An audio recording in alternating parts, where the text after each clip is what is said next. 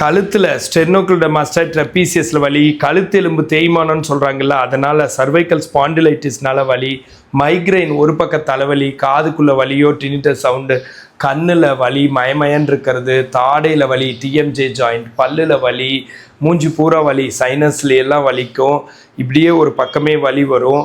அப்புறம் இந்த இடத்துல வலி வந்து அப்புறம் கைக்கும் அந்த வலி பரவலாம், கையில் கரண்ட் விடுற மாதிரி இருக்கலாம், கை விரல் மரமரப்பு வரலாம், கையில் குடைச்சல், செஸ்ட்லேயோ பிரெஸ்ட்லேயோ வலி ரெண்டு பக்கமும், அப்புறம் பால்பிட்டேஷன் டப் டப்னு அடிக்கிறது, காஸ்டோகாண்ட்ரைட்டிஸ், இந்த ஸ்டர்னம் ரிப்ஸு, இந்த இடத்துல இருக்க ரிப்ஸில் வலி, அண்டர் ஆர்மில் வலி, அதுக்கப்புறம் வந்து மூச்சு விட சிரமம், அப்புறம் வந்து ஸ்வெட்டிங் ஆகிடுது, இந்த மாதிரி நிறைய சிம்டம், தலை சுத்தல், வாமிட் சென்சேஷன், அதுக்கப்புறம் வந்து இம்பேலன்ஸு, இந்த சிம்டம்ஸ் எல்லாம் நிறைய பேர் அது கழுத்துலேருந்து ஸ்பைனல் கார்ட்லேருந்து தான் வருதுன்னு தெரிஞ்சிக்க மாட்டேங்கிறாங்க.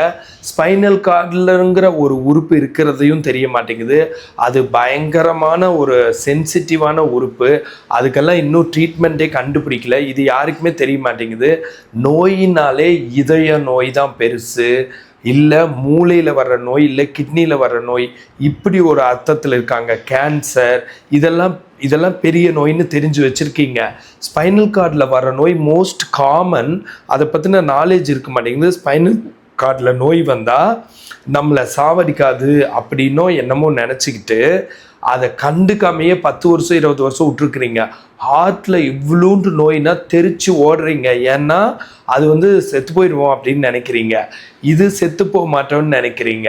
இதில் ஒரு பெரிய மிஸ்டேக் என்னென்னா, ஸ்பைனல் கார்ட் டிசீஸு பெரலைசிஸ் பண்ண முடியும், நம்ம சாப்பிட்றது தான் அது வந்து உடனே பண்ண முடியாதே தவிர அது வந்து 2 கை 2 கால் வராமல் கூட பண்ண முடியும். அப்போ அதனோட சீரியஸ்னஸ் உணர்ந்து ஈஸியாக சரியாகிற நோயை கஷ்டப்படுத்தி இந்த மாதிரி சிம்டம்ஸை மிஸ் அண்டர்ஸ்டாண்ட் பண்ணிக்கிட்டு வேறு டாக்டர்கிட்ட போயிடுறீங்க. இப்போ இங்கே படபடப்பு வந்த உடனே இதய நோயின்னு 30-40 இசிஜி எடுக்கிறது, எக்கோ ட்ரெட்மில், அப்புறம் வந்து ஸ்டண்ட் வைக்கிறது, இந்த மாதிரியே போயிடுறீங்க. அடுத்து காதுக்குள்ளே வலினா வெஸ்டிபுலர் டிஸ்ஃபங்க்ஷன் அப்படின்னு சொல்லிட்டு இஎன்டி அந்த சர்ஜரி அப்படி போயிடுறீங்க. அப்புறம் இம்பேலன்ஸ் வந்துச்சுன்னா மூளையில் என்னமோன்னு நினச்சிட்டு அதுக்கு மாத்திரை, இல்லைன்னா இந்த சிம்டம் எல்லாம் சும்மா வருதுன்னு சைக்காட்ரி பக்கம் போயிடுறது. அப்படி இல்லைன்னா என்ன பண்ணுறீங்கன்னா, இதை வந்து high BP low BP, high sugar low sugar, இதோட எல்லாம் கம்பேர் பண்ணி மிஸ் அண்டர்ஸ்டாண்ட் பண்ணிக்கிறீங்க.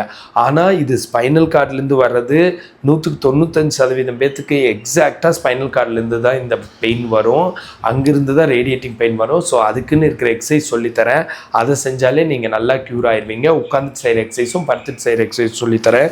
1 rotation clockwise 7, anti-clockwise 7, 3, 4, 5, 6, 7, shoulder bracing exercise 2, 3, 4, 5, 6, 7, அதுக்கப்புறம் 1, 2, 3, 4, 5, 6, 7, 8, 9, 10, 1, 2, 3, 4, 5, 6, 7, 8, 9, 10, again 2, 1, 2, 3, 4, 5, 6, 7, 8,